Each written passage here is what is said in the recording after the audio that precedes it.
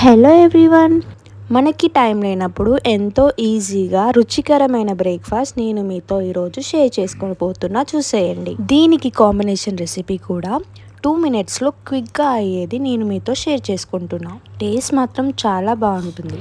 ఇప్పుడు నేను 6 మెంబర్స్కి సర్వ్ చేసే అంత రైస్ ఫ్లోర్ని తీసుకుంటున్నాను. ఇక నేను చూపించిన బౌల్తో ఫుల్ ఆఫ్ రైస్ ఫ్లోర్ తీసుకొని 1 స్పూన్ ఆఫ్ జీరా వేసుకొని, మీకు టేస్ట్ తగ్గట్టు సాల్ట్ వేసుకొని, వాటర్ వేసుకొని, నేను ఇక్కడ చూపించిన కన్సిస్టెన్సీ వచ్చేలాగా కలుపుకోండి. సేమ్ ఇలానే కలుపుకోండి, లేకపోతే అట్లు అన్నవి విరిగిపోతాయి. ఇప్పుడు ఒక ప్యాన్ తీసుకొని దాని మీద కొద్దిగా ఆయిల్ స్ప్రెడ్ చేసి ఒక టీ గ్లాస్ అంత పిండి తీసుకొని ఇక్కడ చూపించిన విధంగా వేసుకోండి.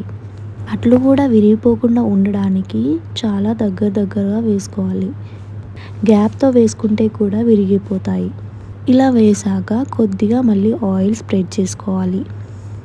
అది ఫ్రై అయ్యేలోపు దాని కాంబినేషన్ రెసిపీ చూపిస్తాను. చాలా సింపుల్ అండి. ఒక బౌల్లో 2 ఆనియన్స్ కట్ చేసి వేసుకొని, మీకు టేస్ట్ తగ్గట్టు కారం, ఉప్పు అండ్ కొద్దిగా ఆయిల్ వేసుకొని బాగా కలుపుకోండి. కొంచెం ఆయిల్ ఎక్కువగానే వేసుకోండి. తర్వాత ఇందులోకి టేస్ట్ బాగా రావడానికి సీక్రెట్ ఇంగ్రీడియంట్ ఏంటి అంటే కర్డ్. ఇందులో కర్డ్ వేసుకుంటే టేస్ట్ చాలా బాగుంటుంది. మీరు కూడా ఒకసారి ట్రై చేసి చూడండి. ఇలా వేసుకుంటే టేస్ట్ చాలా బాగుంటుంది అని మా మమ్మీ చెప్పారు. చపాతీ కూడా ఈ కాంబినేషన్ చాలా బాగుంటుంది. 5 మినిట్స్లో రెసిపీ అయిపోయింది.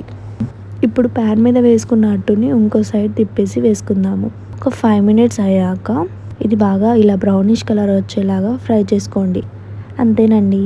దీన్ని ప్లేట్లోకి సర్వ్ చేసుకొని ఆ టేస్టీ ఉల్లిపాయ కారం వేసుకొని తింటుంటే టేస్ట్ చాలా బాగుంటుంది.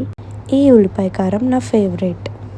ఒకసారి బియ్యంని పిండి చేసేసుకుంటే ఎంతో ఈజీగా చాలా క్విక్గా అయ్యే రెసిపీ అండి. మీరు కూడా ట్రై చేసి చూడండి. అంతేనండి. Thanks for watching. Please like, share and subscribe to my channel.